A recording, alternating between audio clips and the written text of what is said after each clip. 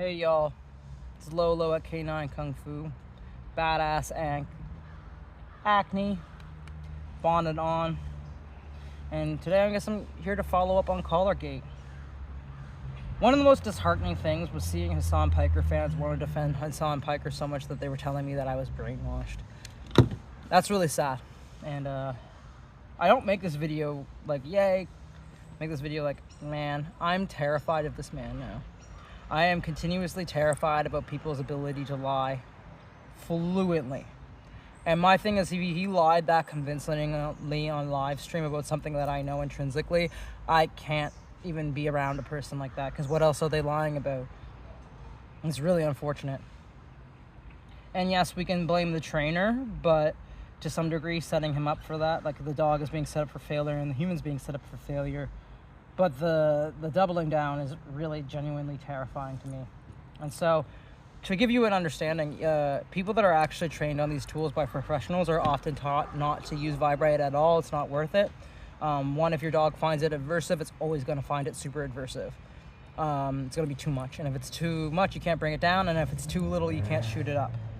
Now, what you see in the primary evidence video is that the collar is super tight. The only reason you would need a tight collar is if you were needing to put both prongs on the skin. Like I was saying in my first breakdown video, is that the prongs need to be to the skin. I had never used vibration on a dog. And I did it in one of my previous debunking e-collar propaganda video, where I show you that my dog finds the vibration more adversive, and he actually fucking hates it, than like an actual stim. And now with him, I've gotten him to the point in environments that he's at it too. Not all working dogs will be able to do that. I am using a system where my primary focus is trying to be as attuned to him as possible and reward that attunement, and he rewards my attunement with more attunement, right? So with vibration, here's the thing. Now that I've used it, if a client came to me with vibration, I would actually be telling them slowly over time to make the collar looser, not tighter, so the dog is listening more. The other thing too is most dog trainers actually take out this piece of this collar and replace it with a bungee, which I'll be doing because it allows you to get the good tightness. Now for me, I like going high against this bone because it allows you to go really, really low. But it's because that area is sensitive. So if you want to go higher, which I wouldn't, but if you want to go to a meatier place. Now, I have an injury, and this is something you should consider when you're putting this on an animal, because it's basically a TENS unit on a dog. Don't put this on any other animal. Don't put this on a cat, don't put this on a ferret, don't put this on a Muppet, I don't care. Maybe you have a Muppet if the Muppet is consenting, because those things can talk. Anyway, I digress. For me, if I put it on this side, it can feel both nice because of how my injuries work, or it can really but it's not because this is high, it's because I'm sensitive because of that area. So we want to ask ourselves, have I done a checkup? Do I know where my dog's sore areas are? Do I know what areas my dog doesn't really like to be touched because it's where the overuse injuries, a bunch of stuff. We want to ask ourselves a lot of different things through the day-to-day with our animals. Like, hey, was that too much fetch? Hey, when my dog's bringing back that ball, I notice it's almost like they're doing do, like very stiffly. That's a good indication that you should stop. Now, do you hear that? That's vibration. Vibration comes from the box itself. Stim comes from the prongs, right? So, okay, I'm stimming right here. Stimming. Vibration, stimming, right? I'm gonna put this on, which is such a cliche thing dog trainers do, but I need to do it to show you something. And I'm not gonna use my dog just to prove a point that you guys are gonna gaslight me on. Not all of you, but some of you guys are crazy. You come in here, like I literally show you video evidence, and then you, with never training a dog to any standard, tell me that you can train a dog better with no tools. Yeah, you have no proof. Okay. And the thing is, those aren't even bots. Those are just arrogant people that always think they can train dogs better than like actual people out here training dogs without actually... Same people that think they can fight a UFC fighter. It's like, do you even know how hard it is to fight for like 3 minutes, much less 5 minutes, round to round to round? Okay, right? So vibration. So can you hear it?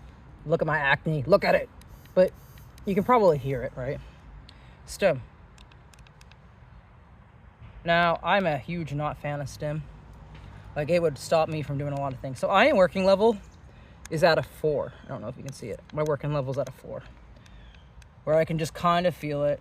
And with good training, now my working level wouldn't start at a 4. It would probably start at a 5 or a 6. A 6 probably would be where most people would start me, and then they'd get me to a 4. I don't feel 3 at all. I feel 4. 4 is about as low as I can feel it. So I'm on a 4. Let's go 5. All right, I'm on a 5. Right, I can feel that. I can vibrate it. Now, most people would actually go tighter than this, and that's why people use bungee. That way, because what can happen is, let's say you're not paying attention to your dog. Scratch, scratch, scratch, scratch.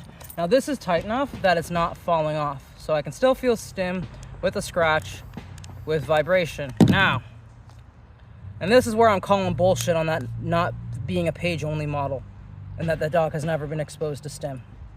Calling bullshit on that shit right now. That's crazy. They're lying. The fact that he can lie like that, and that he wouldn't own up to this because he's afraid of what? Misinformation. Like, I will never look at any of those people ever again. Not because they use the tool, because they're lying about using the tool. And they're lying, like, really good. But now that I know what Hasan Piker looks like when he's lying, and it makes sense if you really, like, if you watch the streams, I watch the VODs.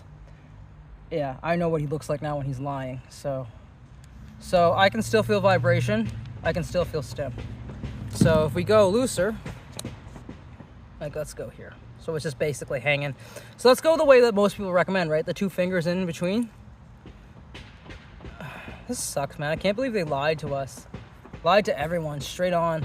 Lying to people. Lying to people. Vibration. I can't feel stim. If I lean into it, so that's the thing. If it's placed right here, I can't even feel it. Can't feel it. Let's go higher to a 9. I can kind of feel a 9. So I have to go to a 10, and at that point it's actually worse. Like, it's way too high, but it's the only way that it's strong enough to pass the current from that distance, right? Like, way too high. That's why you want to go tight, right? Why it's the more ethical thing to go tight, right? So I can still feel vibration. Still annoying. Okay, I can still feel that, and it's in a worse spot. Now it's up against my fucking throat, which is not where I would place it.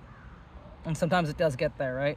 So I can still feel stim, still feel vibration. But I shouldn't be on a 10. I only need to be on a 10 because it's so loose. I'm just disappointed. Like, the 2025 has been the year a lot of my heroes, or people that I looked up to and people I thought that were doing a good job, I've seen more of their humanity, and I've seen how much they run from accountability and just telling the truth. So I can feel the stim. Sorry, the vibration. I can no longer feel stim, right? So here's the thing. I can still feel the vibration because the vibration travels through the collar plastic, and you can feel it in the box. So if your dog was only trained on vibration, you would not need a tight collar. And that's a bunch of other stuff that I've seen, right? Like, I know what an e-collar dog, like an e-collar trained dog looks like. And unfortunately, I know what abuse is. E-collar training is not abuse. And I think it's important to really identify dog fascism, because one of the things people are saying is that dog shouldn't be on placeboard that long.